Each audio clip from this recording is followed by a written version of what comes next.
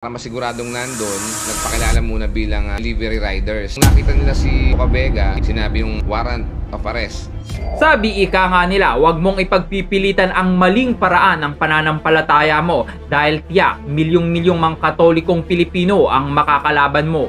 Kaya naman panoorin mo ang nag-viral na video na ito kung paano inaresto na sa Maynila ang isang drag queen na pangalan ay Pura Luca Vega na nambasto sa dasal na Ama Namin.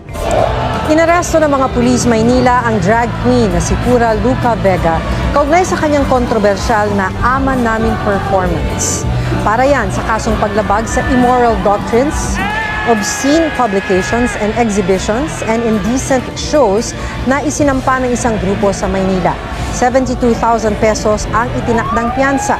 Matatanda ang ikinagalit ng iba't ibang religious groups ang Ama Namin performance ni Pura Luca Vega o Amadeus Fernando Pahente habang nakabihis Nazareno. Bagamat batid daw niyang may nakasampang kaso laban sa kanya, nagulat pa rin daw siya sa paglabas ng warrant of arrest. Sabi ni Pura Luca Vega, hindi siya nakadalo sa pagdinig ng kanyang kaso dahil sa maling address na ipadala ang subpoena para rito.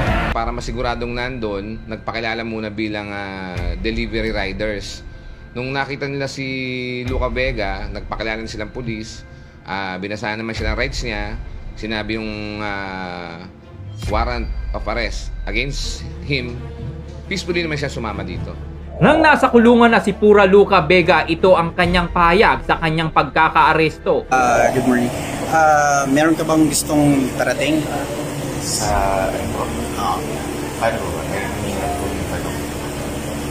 Kasi di ba dun sa case na i-final sa'yo? Ako.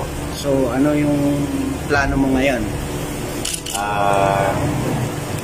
Siguro ano lang po, well, first of all, kailangan ko lang pong gawin ng maraan po yung sa pagpiyansa. Yun.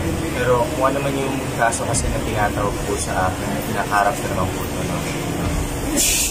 ayon sa proseso. Yun lang po.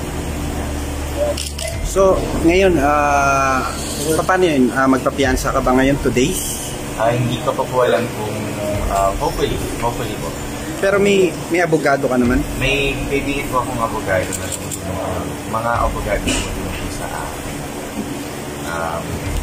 Gagawa na lang po yung story nila na maraming kinakaharap ang Pilipinas sa problema, so I don't know kung deserve ba ako ng ganitong atensyon. Isang pagpapatunay na ang lahat ng maling gawain ay may kapalit na kaparusahan. Hindi man ngayon pero darating ang panahon na ang Panginoon ang siyang hahatol sa'yo. Kaya naman i-share mo na ang video na ito. Ikaw bilang isang Katolikong Pilipino, ano ang masasabi mo sa pagkakaaresto kay Pura Luca Vega na nambastos sa dasal na Ama Namin at sa ating Panginoon na Hesukristo? Masaya ka ba? Well, i-comment mo na ang iyong reaksyon sa video sa baba.